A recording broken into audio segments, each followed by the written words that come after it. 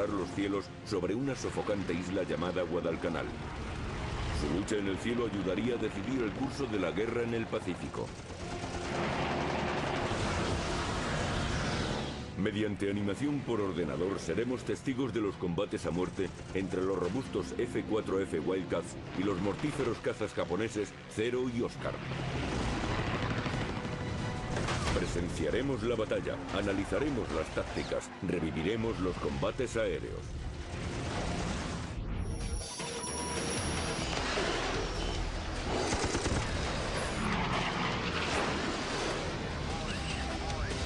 Combates aéreos, Guadalcanal. 30 de agosto de 1942. Una formación de Wildcats de los marines y airacobras P-400 del ejército patrullan los cielos sobre Guadalcanal.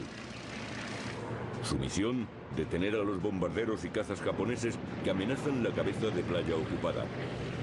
Dirigiendo la formación se encuentra el capitán John L. Smith. Los P-400 no tienen equipo de oxígeno y solo pueden subir a 4.000 metros. Pero Smith lleva a los Wildcats por encima de los P-400 más lentos y vulnerables.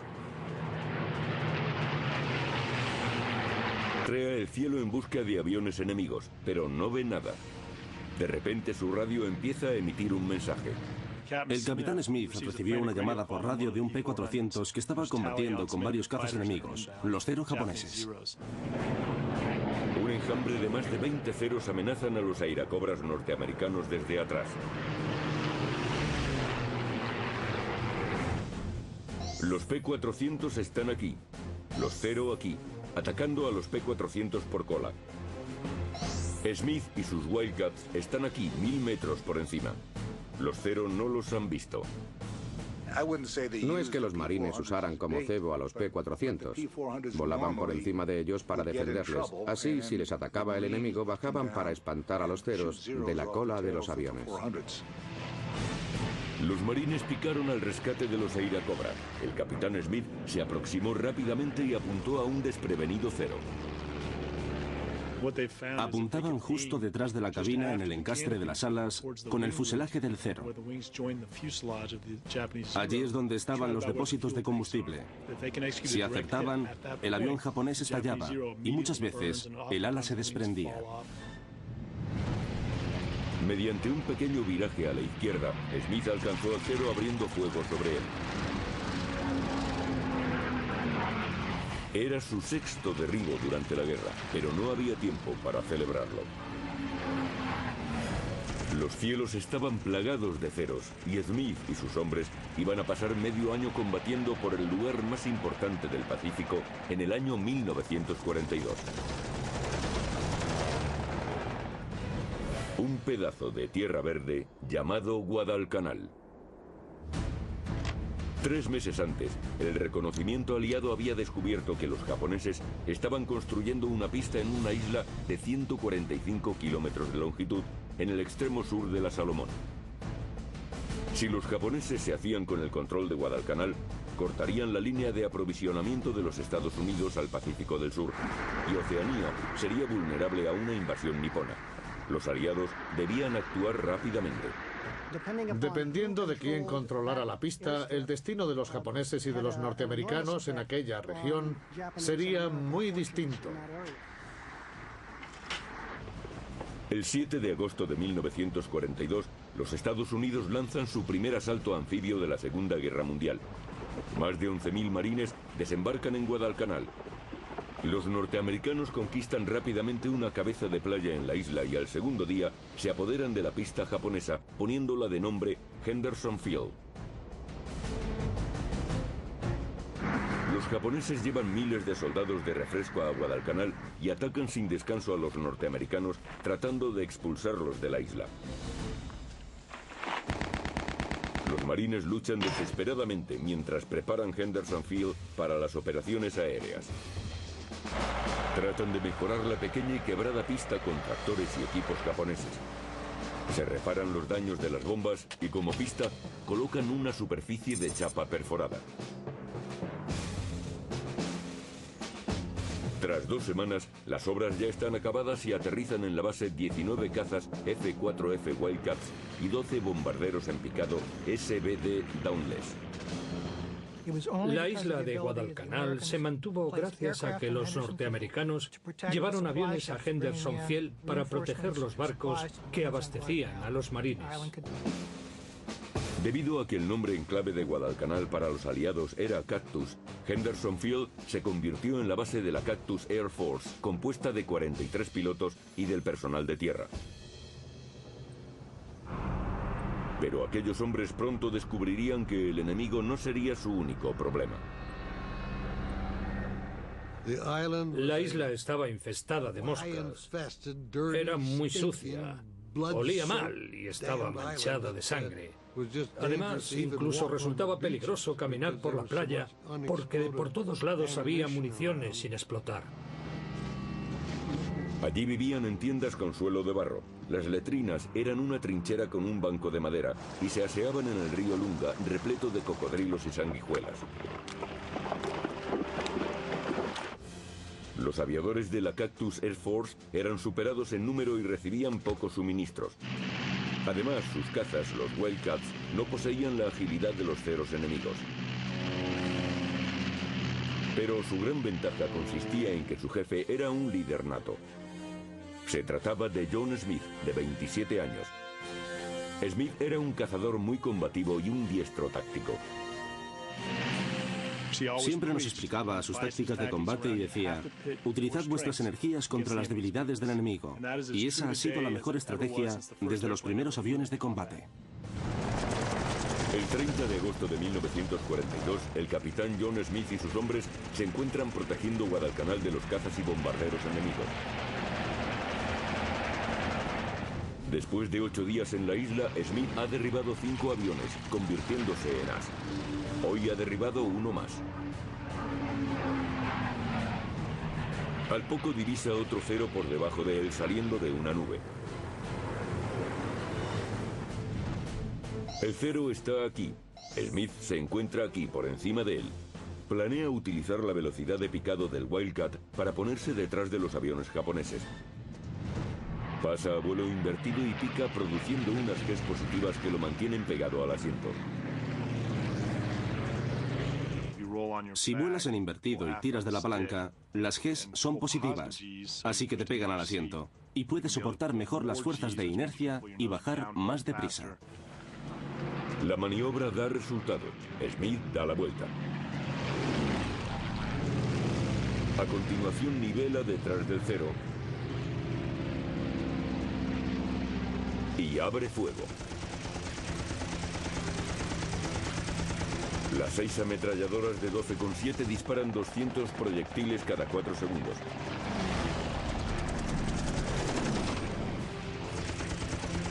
Los proyectiles incendiarios llevan fósforo que hacen arder los depósitos de combustible de los ceros. Pero cuando Smith se dirige a su segunda víctima, un cero japonés se coloca justo delante. Por encima de la verde jungla de Guadalcanal, los aviones se aproximan a una velocidad combinada de más de 960 kilómetros por hora. Cuando dos pilotos vuelan frente a frente, el que se desvía pasa a ser la presa. Para disparar, hay que seguir apuntando hacia el adversario y debe hacerse volando frente a frente. Cuando estuvieron a tiro, el cero abrió fuego con su cañón de 20 milímetros y Smith respondió con sus ametralladoras del 12,7. Es como un concurso de tiro al blanco, hasta que uno de los dos se desvíe o estalle. Ambos aviones son alcanzados, pero el blindaje del Wildcat es mayor y aguanta mejor los impactos. La abrumadora potencia de fuego del avión de la Marina hizo pedazos al otro avión. Lo hizo explotar.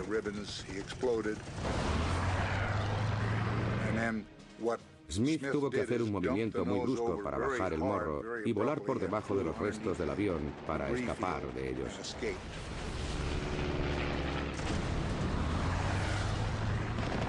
El cero había echado un pulso al Wildcat y este era más fuerte.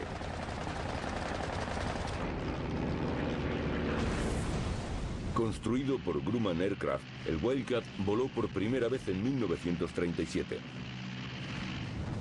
El robusto avión llevaba protección en la cabina y depósitos autosellantes con capas de goma que se hinchaban y sellaban las perforaciones.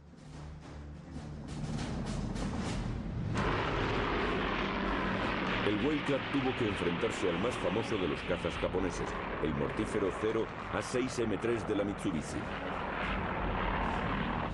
El Zero era muy ligero y viraba y trepaba mejor que el Wildcat, una ventaja enorme en el combate entre cazas.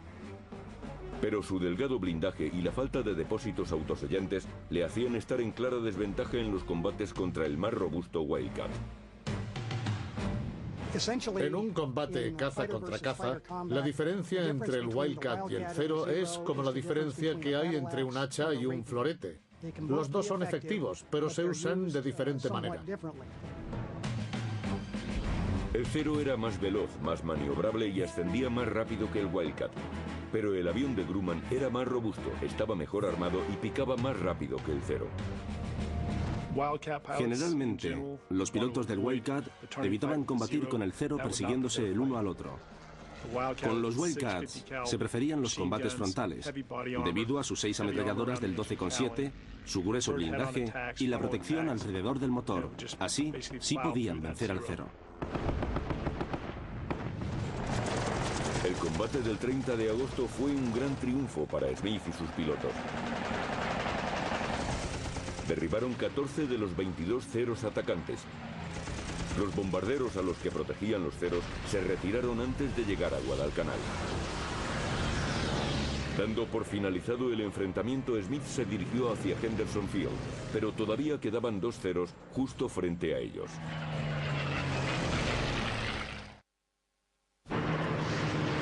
De agosto de 1942. A las 3 semanas de la batalla de Guadalcanal, los aviones japoneses seguían atacando. Había derribado a 3 Zeros enemigos.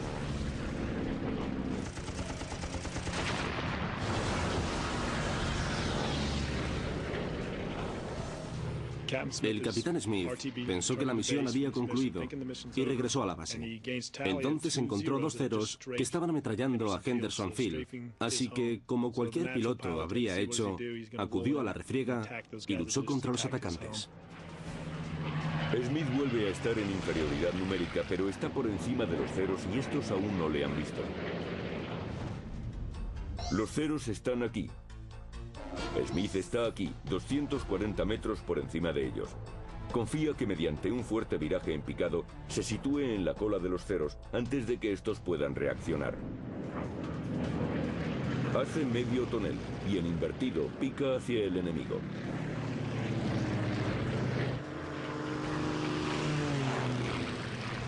Nivela a las 6 por debajo y por detrás del último Zero, situándose perfectamente para derribarlo.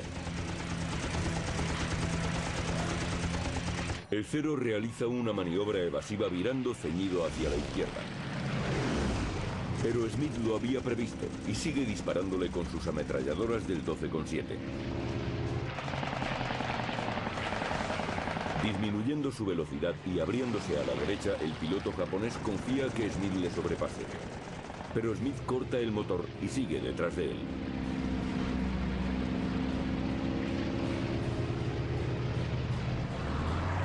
El Zero está justo en el visor de un as de los marines. Una ráfaga de las ametralladoras de Smith le lleva a conseguir la 4ª victoria del día.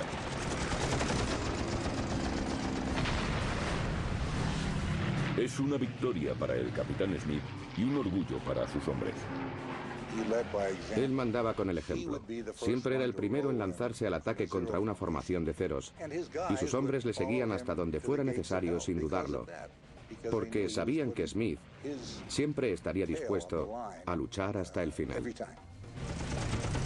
Smith y la Cactus Air Force habían propiciado un fuerte golpe al enemigo.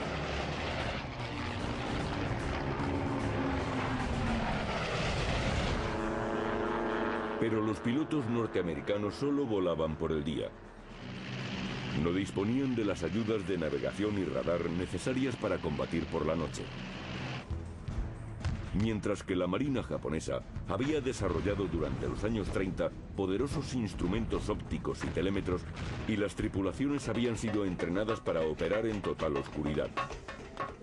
Durante la batalla de Guadalcanal, el control del mar cambiaba de manos cada 12 horas. Durante el día, los norteamericanos dominaban el cielo sobre Henderson-Field, pero cuando se ponía el sol, los japoneses eran los dueños de las aguas. Al anochecer, la marina japonesa que discurría desde Guadalcanal hasta la base japonesa de Rabaul. Los barcos de suministro nipones llegaban con tal seguridad que los marines los apodaron el Expreso de Tokio. En septiembre, a un mes del inicio de la campaña, los japoneses desembarcaron más de 20.000 soldados en Guadalcanal para combatir contra 23.000 soldados del ejército norteamericano. Las fuerzas aliadas avanzaban lentamente por la montañosa isla, mientras los japoneses lanzaban contraataques a gran escala, apoyados por bombardeos aéreos y navales. Llegaron en agosto, volvieron a venir en septiembre, vinieron en octubre y en noviembre, y cada vez con mayor fuerza y desesperación, tratando de infligir un golpe decisivo a los norteamericanos. Aunque los asaltos terrestres japoneses no pudieron detener a los pilotos de Henderson-Field, los constantes combates aéreos y las enfermedades se cobraron su tributo. Tenían que reacondicionar constantemente la pista para operar. Sufrían de malaria y de enfermedades producidas por hongos. Las condiciones de la jungla hacían estragos en los aviones y en el mantenimiento. Los veteranos como John L. Smith eran reemplazados, pero antes de abandonar Guadalcanal, Smith había derribado 19 aviones, por lo que recibió la Medalla de Honor. Muchos de los nuevos pilotos de Cactus Air Force eran novatos, como el alférez Jefferson de Blanc. De Blanc era de Lockford, Luisiana, y tenía 21 años. Entró en combate poco después de volar por primera vez el F-4F Wildcat. Tenía menos de 10 horas de vuelo en el avión en el que iba a combatir contra los japoneses. 31 de enero de 1943. A 6 meses de la batalla de Guadalcanal, Jeff de Blanc se hizo un experto en tácticas aéreas, participando en uno de los combates más famosos de la campaña. De Blanc dirigía una formación de 8 Wildcats que daban escolta a 12 bombarderos en picado SBD Dauntless. El bombardero en picado Dauntless había sido embarcado en los portaaviones de la Marina. Con ellos tratarían de hundir los barcos de suministro japoneses. La formación esperaba interceptarlos a 400 kilómetros de Henderson-Field.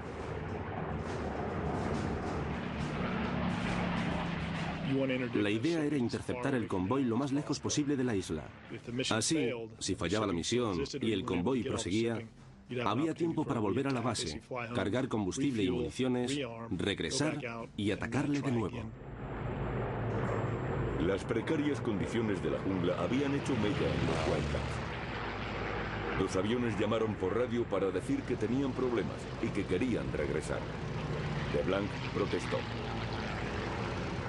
Cogí el micrófono y dije, necesitamos todas las ametralladoras disponibles para proteger a nuestros compañeros, o si no tendrán un montón de bajas. El avión de Blanc perdía combustible, pero él continuó protegiendo a los bombarderos. Sabía que era un viaje sin retorno. Me vi obligado a informar a la base de que no podría regresar. Dije, por favor, enviad a alguien a aquella zona a buscarme, con los tiburones haciéndome compañía, así que echadme una mano. Eso es todo. Cuando llegaron al objetivo, los Dauntless descendieron contra sus presas.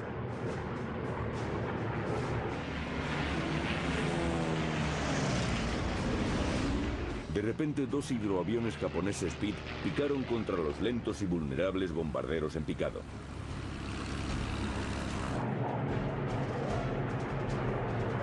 De Blanc vio cómo los hidroaviones se acercaban a los Dauntless y se abrió a la izquierda para interceptarles. El sargento Jim Felton le siguió. Los dos picaron para abortar su ataque. DeBlanc metió gases y ganó terreno, pero una brillante sucesión de trazadoras dirigidas directamente hacia él surgió de una de las ametralladoras traseras de los Pitt.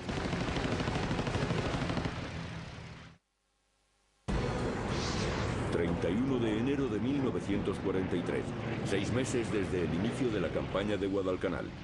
El alférez Jefferson DeBlanc se encuentra protegiendo a los bombarderos asignados a atacar el convoy japonés de suministros.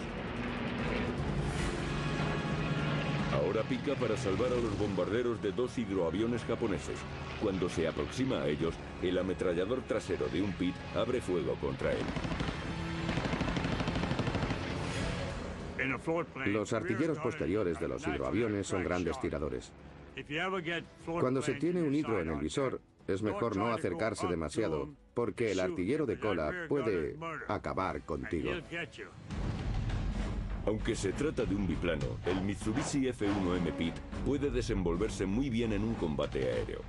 Tiene un magnífico radio de giro y está armado con 2 ametralladoras en las alas y otra del 7,7 de disparo trasero. Las trazadoras pasan cerca de la cabina de DeBlanc, que derrapa a ambos lados para evitar el fuego del artillero japonés que tiene más cerca. Tuvo que tirar mucho de pedal y palanca para hacer que su avión derrapara, de forma que no ofreciera un blanco fácil al artillero de cola. Con cuidado, DeBlanc se pone detrás del Pitt y abre fuego. Los pesados proyectiles del 12,7 penetran en el hidroavión.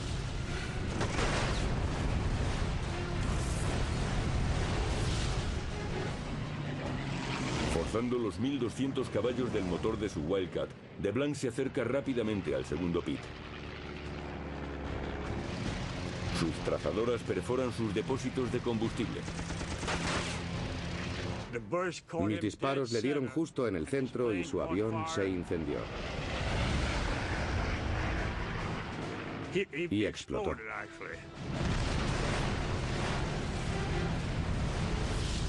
Después de aquello, DeBlanc empieza a ganar altura para reanudar su misión de escolta.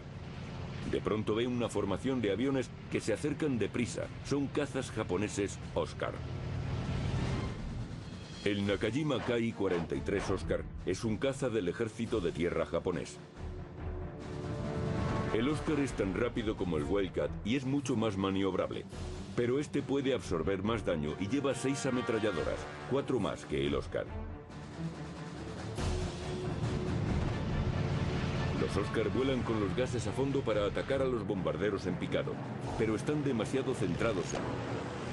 El objetivo es el premio, por eso se centraron en él. Perdieron la visión periférica y el tacto de lo que les rodeaba. DeBlanc está aquí. Los Oscar aquí, volando por encima de DeBlanc. DeBlanc se dirige hacia ellos. Va a máximas revoluciones, encabrita su avión por debajo del enemigo y dispara contra el líder. Un Oscar cae. Está tocado y en llamas, pero consigue escapar. El punto del Oscar inicia una espiral para ver lo que está ocurriendo. DeBlanc le sigue y se coloca a su cola.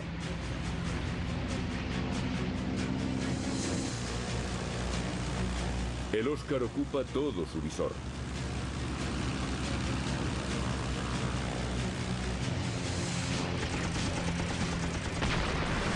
Y se convierte en el tercer derribo confirmado de DeBlanc ese día.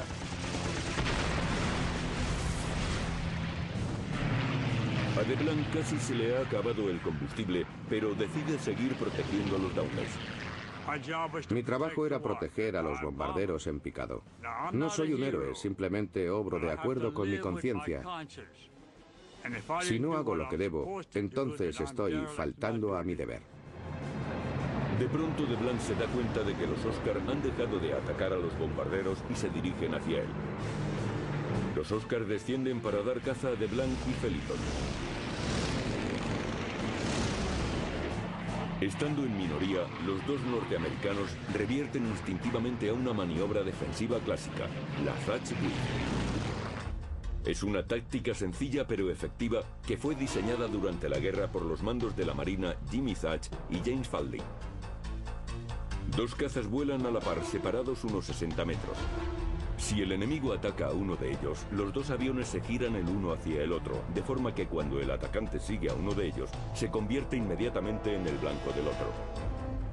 Al ir uno hacia el otro, sus trayectorias se cruzan y se fuerza al enemigo a elegir a uno de ellos. Una vez que este se ha decidido, el avión adversario es atacado por el otro caza. La maniobra da resultado. Los Oscar no pueden atacar sin exponerse a las ametralladoras de uno de los Wildcat.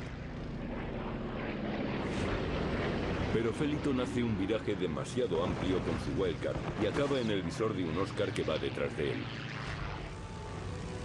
Sus proyectiles perforan el motor de Feliton. El marine da un gran viraje con su Wildcat hacia la izquierda para salir del dominio de tiro y salta en paracaídas. Sin la ayuda de la maniobra de Wade, un Oscar consigue ponerse en la cola de DeBlanc. Este trata de quitarse el enemigo, pero el Oscar permanece detrás. Gene Sicrest, un compañero de escuadrilla que ha estado escoltando a los bombarderos, acude al rescate de DeBlanc. Está aquí. Sicrest aquí, yendo directamente hacia él. Se dirige hacia la cabina de DeBlanc para alcanzar al Oscar.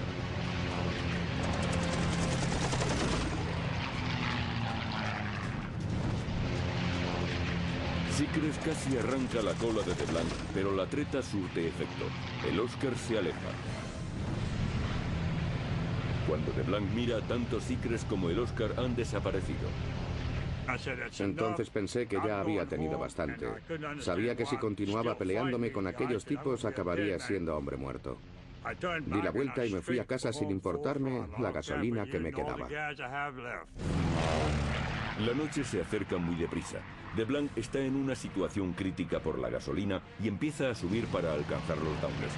Acaban de asestar un duro golpe a los barcos japoneses y se vuelven a casa. Pero antes de que DeBlanc pueda reunirse con los bombarderos, ve dos Oscar en su cola. Enero de 1943. En los cielos de Guadalcanal, el piloto de caza de los marines Jefferson DeBlanc tiene problemas. Dos ágiles Oscars se le acercan desde lo alto, a las 3. Incluso aunque le queda poco combustible, DeBlanc sabe que tiene que enfrentarse a los cazas para separarlos de los bombarderos norteamericanos. Hace un amplio viraje hacia la derecha para enfrentarse a sus adversarios y recurre a la mejor táctica del Wildcat: atacar de frente. Yo estaba subiendo y ellos picaban, pero en un picado poco pronunciado. Cuando me vieron, picaron más fuerte, entonces me lancé sobre ellos.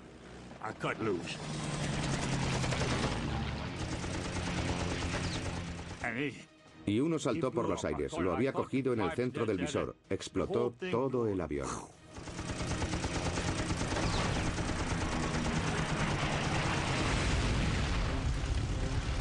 El avión japonés se desintegra y sus restos casi ciegan a DeBlanc.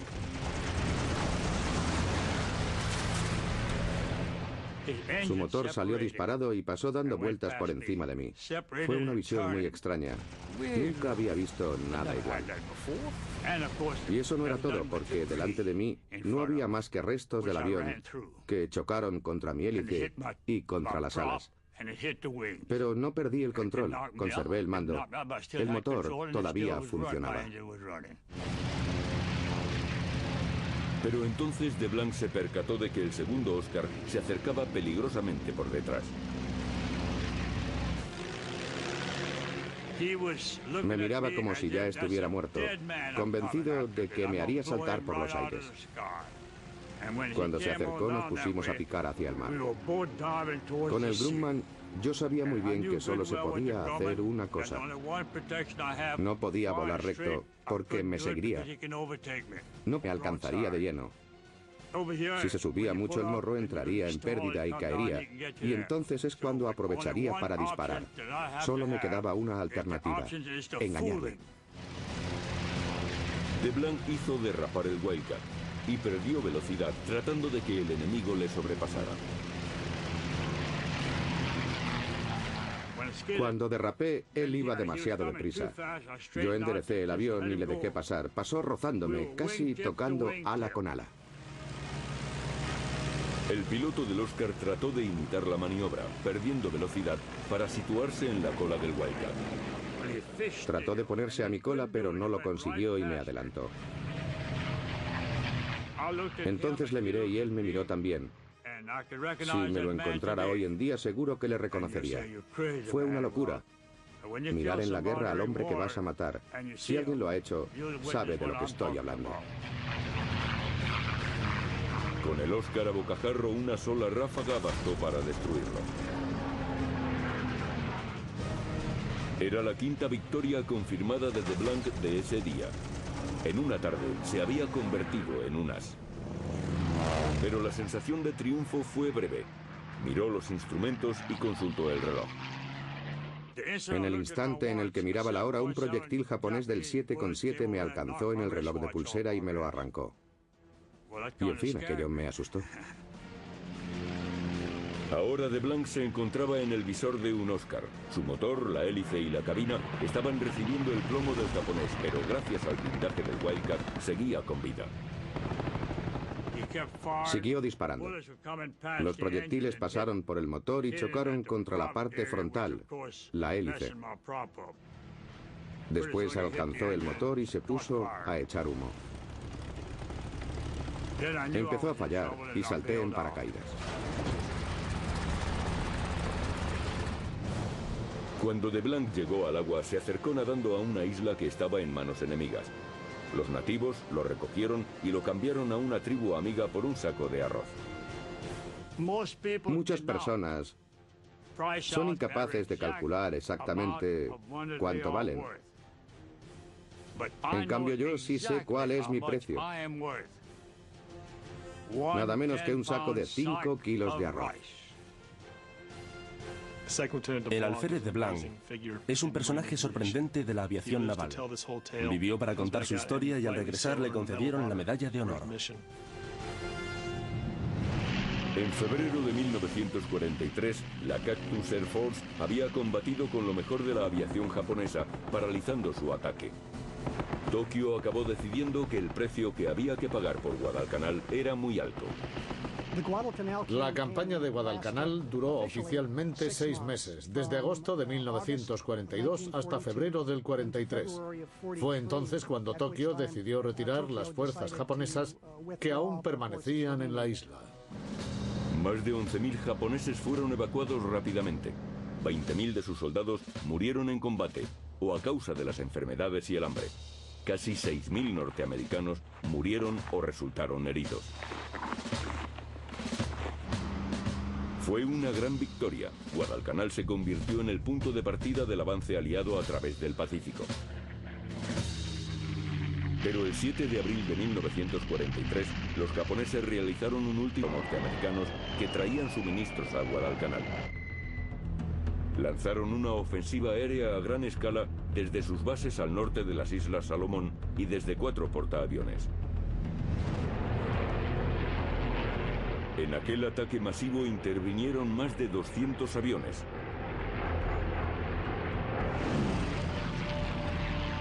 Cerca de Guadalcanal, 4 Wildcats al mando del joven teniente James Sweat patrullaban de rutina sobre los convoyes norteamericanos. Estábamos dando vueltas y Smiley Barnett del 214 gritó de repente: ¡Cielo santo! ¡Hay millones de ellos!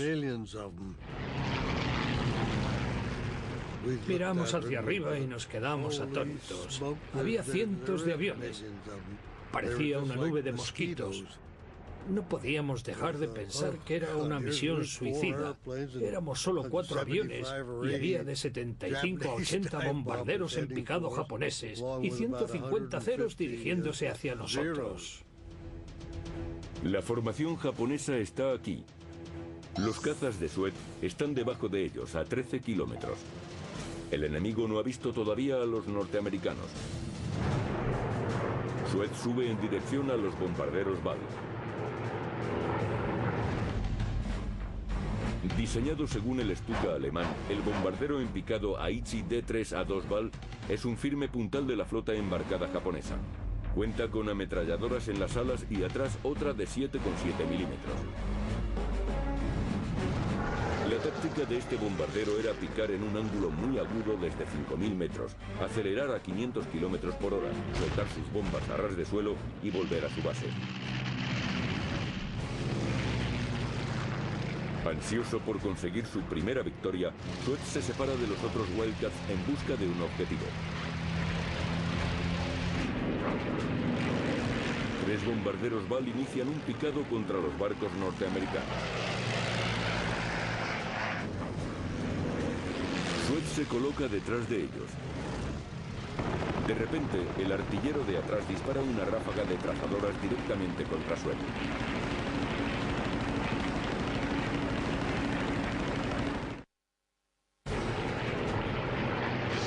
7 de abril de 1943, Japón realiza un último esfuerzo para vengar su derrota en Guadalcanal.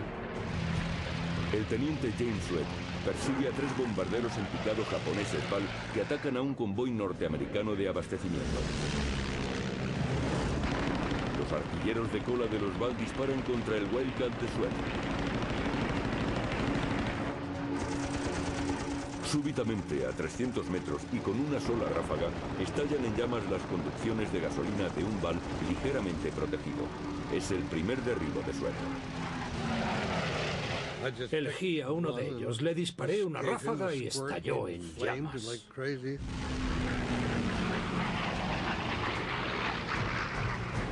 Sweat se acerca al segundo Bal. El plano derecho del bombardero resulta acribillado con la primera ráfaga. Una segunda alcanza al fuselaje. Tras derribar 2 aviones en 2 minutos, Sweat se enzarza en una refriega con la ametralladora del 7,7 del último bombardero. Los proyectiles silban cerca del Wildcat.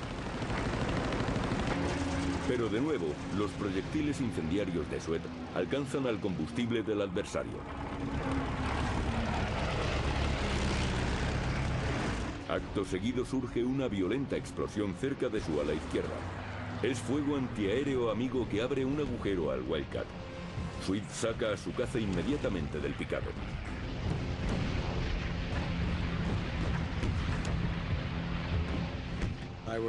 Yo era el número 1 y estaba asustado. El número 2 aterrorizado. Y el número 3 estaba a punto de saltar en paracaídas. Nadie se imaginaba lo nervioso que estaba. Sweat sigue subiendo dispuesto a acabar la misión, pero entonces divisa una escuadrilla de Bal justo ante él. Han soltado sus bombas y se dirigen a su base. A pesar de sus daños, Sweat se acerca a los Bal por detrás.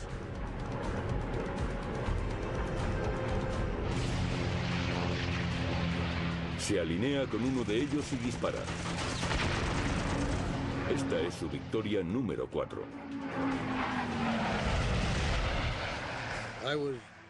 Iba por debajo de ellos, para que los artilleros de cola no pudieran dispararme. Cuando les mandé una andanada, levanté un poco el morro y disparé una ráfaga corta. Fue fantástico ver cómo ardía. La estricta disciplina de vuelo de los aviadores nipones les exigía permanecer en formación sin emprender acciones evasivas. Uno tras otro fueron cayendo mientras les iba dando caza, más o menos desde esta posición. Les disparaba. Solo necesitaba 1 o 2 ráfagas y caían destrozados, envueltos en llama. Los hacía explotar en un abrir y cerrar de ojos. Una quinta víctima surge ante las ametralladoras del Wildcat. El artillero salta para salvar la vida justo antes de que el avión pique contra el océano. En su primera misión de guerra, el marine novato se ha convertido en as en menos de 15 minutos. No obstante, los restantes Bal siguen en formación. Sorprendido por su suerte, Sweat lleva a su avión a la cola de un sexto Bal, derribándolo tras una corta ráfaga.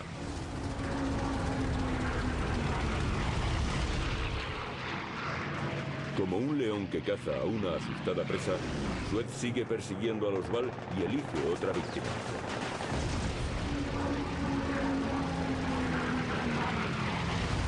Un penacho de humo marca su séptimo derribo.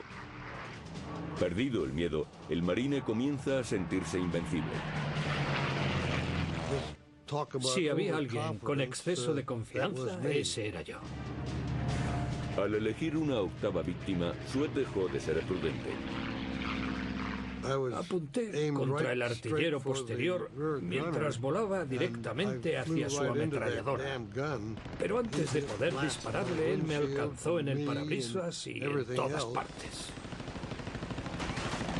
Sweat tiene cortes producidos por trozos de cristal roto, pero dispara desde cerca una corta ráfaga y consigue matar al artillero. Todavía recuerdo a la perfección cómo me miraba y el terror que había en sus ojos mientras me disparaba.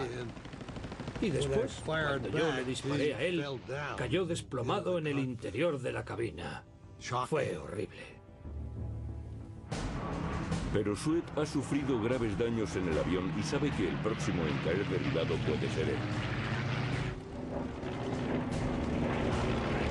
él. Me alcanzó en el radiador de aceite y el motor empezó a funcionar mal, porque la presión de aceite cayó en picado. Entonces pensé que lo mejor sería escapar de allí. El motor de Sweat empezó a fallar. Decidió saltar cerca de la isla Florida. A eso de 1,5 kilómetros de la costa, más o menos, mi motor se paró bruscamente. Simplemente la hélice dejó de girar. No podía hacer nada. Traté de sacar los flaps, pero por alguna extraña razón solo funcionaron los de un lado.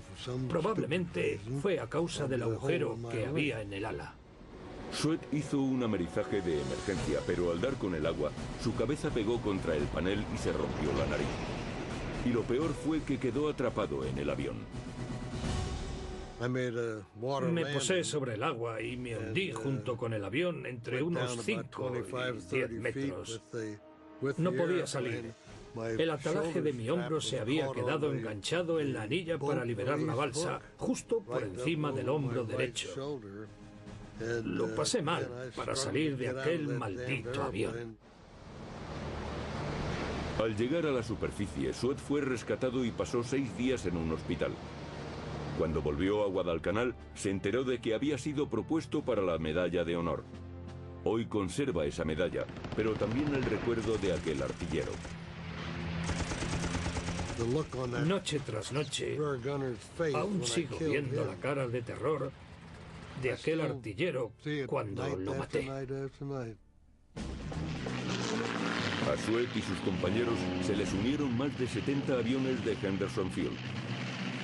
La Cactus Air Force pudo devolver el asalto a los japoneses que nunca volvieron a pasar a la ofensiva en el Pacífico. Los hombres que lucharon en aquellos combates pueden estar orgullosos de haber cambiado el curso de la contienda. Fueron personas que lucharon y vencieron en circunstancias extraordinarias. Demostraron a todo el mundo que poseían lo que se necesitaba para vencer en la Segunda Guerra Mundial. En la batalla por los cielos de Guadalcanal, los pilotos de la Cactus Air Force realizaron más de 2000 salidas, destruyendo más de 425 aviones nipones. Una relación de derribos de 4-1. El legado de aquellos pilotos es sorprendente. Las lecciones aprendidas de ellos siguen sirviéndonos en la actualidad. La batalla de Guadalcanal representó un hito en la historia de los marines norteamericanos. Dirigidos por hombres como Joe y James Sweat, este grupo de aviadores se sobrepuso a las circunstancias más adversas, enviando a algunos de los mejores pilotos de la Marina Imperial y del ejército japonés al fondo del Pacífico.